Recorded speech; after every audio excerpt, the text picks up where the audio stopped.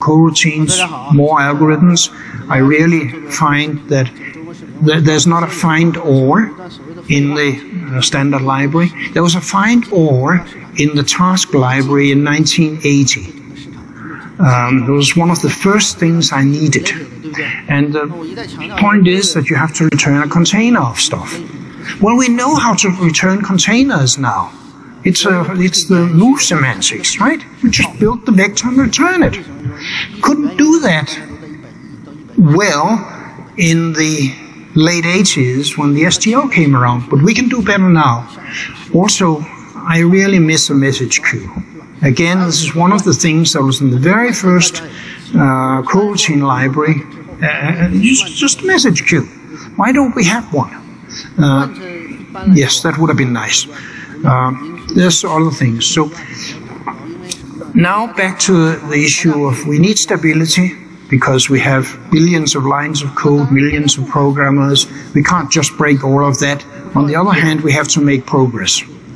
And I realized that fairly early on, and we've been trying to find a way of balancing these two constraints.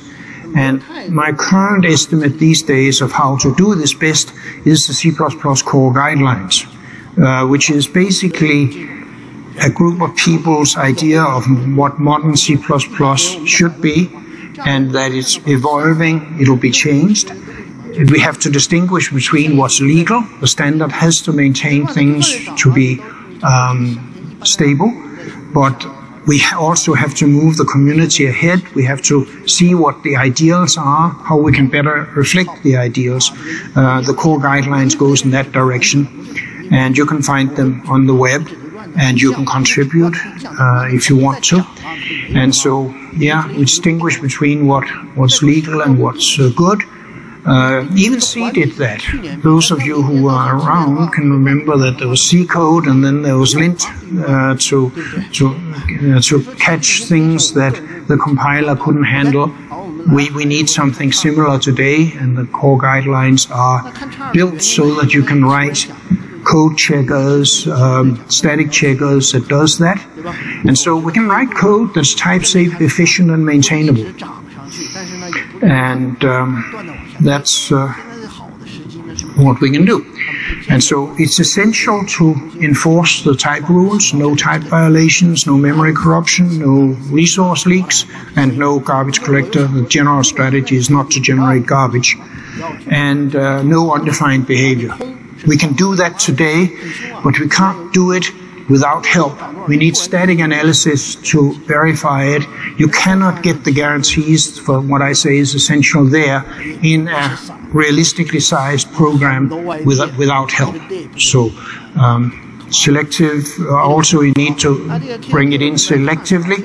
You can't just get from old code with all the messy stuff in to modern code that's correct. You have to go gradually. It uses a strategy of a subset of a superset. That is, first you extend the language with the libraries that you need to do your work well, and then you stop use of the low level, the dangerous features outside the implementation of those libraries. Because some of the most dangerous features, some of the most tricky features at scale are essentially exactly the ones you need to implement things like a vector or a process scheduler. So you can't just take them away. And so the strategy is to increase the libraries and then subset. And so what? I mean, did I anticipate all of C++20's facilities in the 80s? Of course not. I mean, there's no way. I mean, we have to engineer the language. We have to learn from experience. We have to rely on feedback. That is essential, as it was. And is C++ perfect? No, of course it isn't perfect. How would you define perfection? I mean, if somebody comes and tells you they have a perfect language, it's either a fool or a salesman or both. It's you can't even define perfect. And so we are not at the end yet. We probably never will be. We have to learn from experience and improve things. And so this is a talk about how we got here, and not so much about future. I have, of course, strong opinions about the future, the feature set, the technical details. So I'll just list it here. And once I've made this list, I noticed that there's talks about just about everything at this conference. So you can go to your program and you can find talks about all of these things. Work is going on. I don't think there's a talk about static reflection. There should be, but and if there is, I missed it. But all the other things you can go and look in depth at what I was talking about here. Okay. Thank you.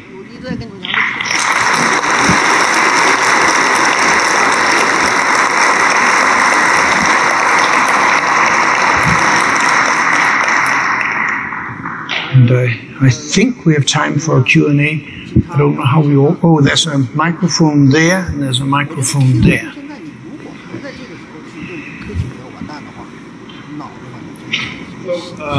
Is it up? So two random features and just your thoughts on where they could fit in C++ in the future. One is continuation passing style, and the other is like true immutable values. Truly immutable values? Yeah. I don't have a detailed answer to those. No. You can of course do it, but I have not looked into how it will fit with the rest. That's the issue.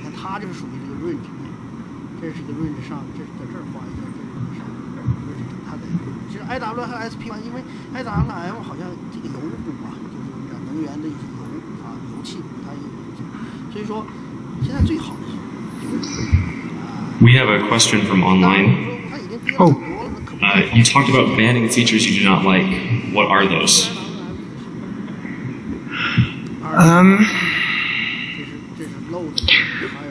I know I can't ban them, so I don't think all too hard about it.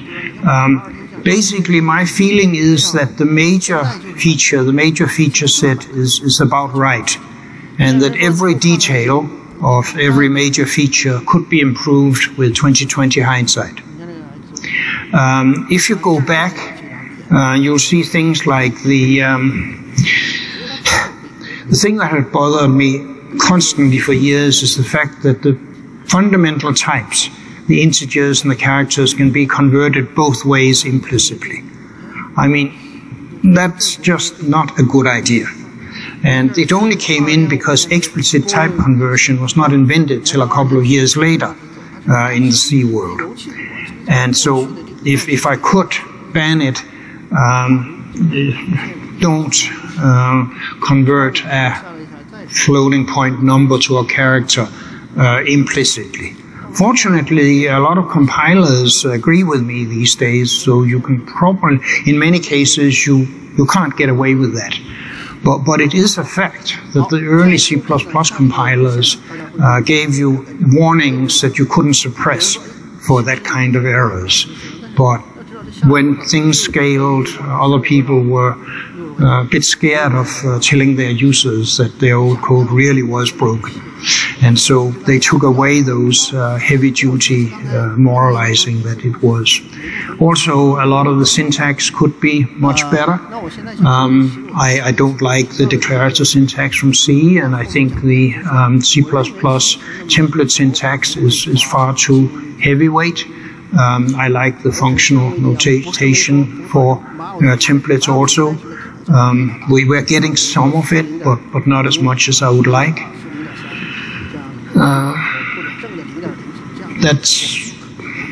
I could go on for a long time, probably should. So I'll stop now and take another question. So this is one of my favorite C++ books because it's brief. You can maybe get some of your coworkers to read it in its entirety. You can read it in its entirety pretty quickly, and it's, I know it's going to be good. There's a lot of questions to it. So I'm interested if there's a plan for a third edition, because the only issue with this right now is that it's a little dated. And then your longer book, see the whole language that's about, printed about that thick, an edition of that. Yeah.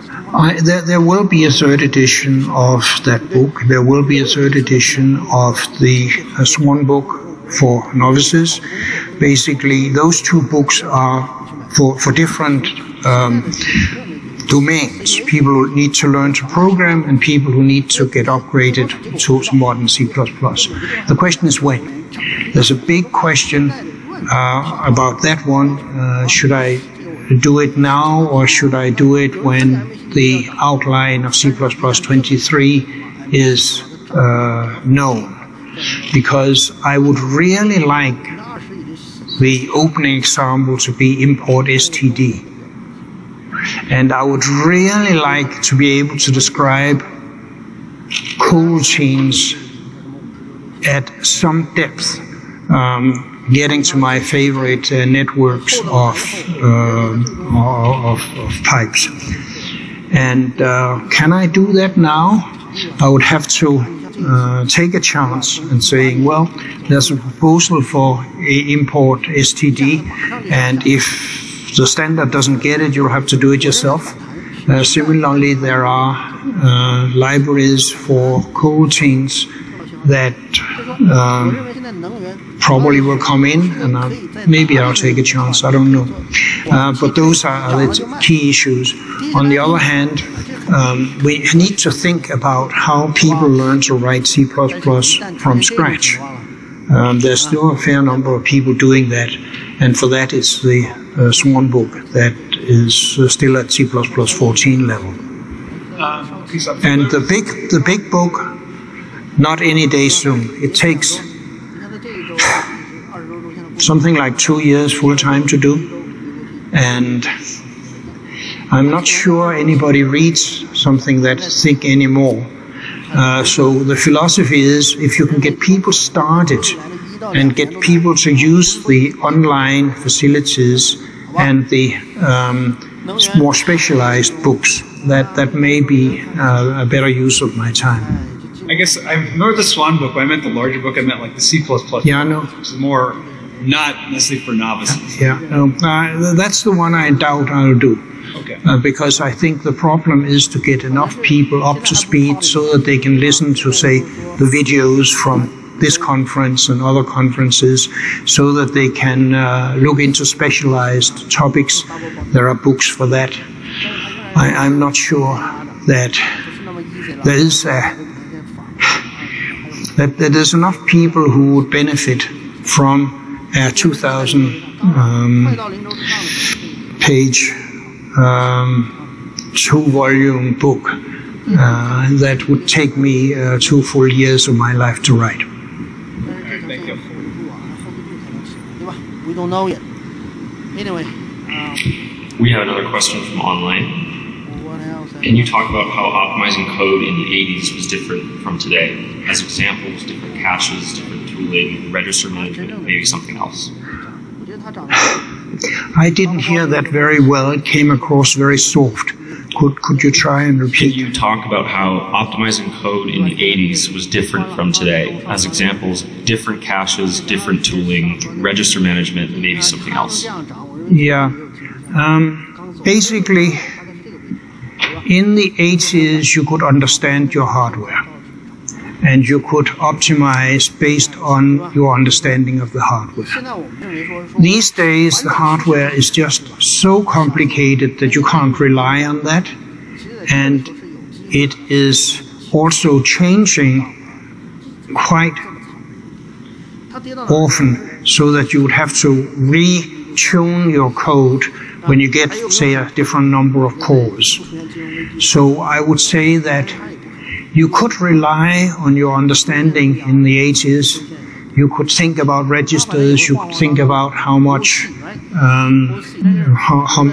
how many instructions you were executing. You could think about how much data those instructions got from memory. Try and do that today, and you are fooling yourself. There's so much dynamic going on that you don't understand, and that you're probably going to pessimize your code by trying to optimize it. So you have to rely on the hardware doing dynamic optimization and static analysis and optimizers that can do truly miraculous things sometimes, and sometimes do a horrible job if there's a mismatch between what you think you're doing and what you're doing. Personally, I tend to look into a couple of things, very simple. Don't read too much memory, and when you read it in a predictable way. And much things beyond that, I would rather leave to the optimizers to do. And if I really have to tweak below that, I have to then start looking at the machine architecture on the particular processor I'm using. And I don't like to do that because in some sense it's a waste of time, because if you want that degree of performance, next year's computer is going to be better at it and you will have to do it again.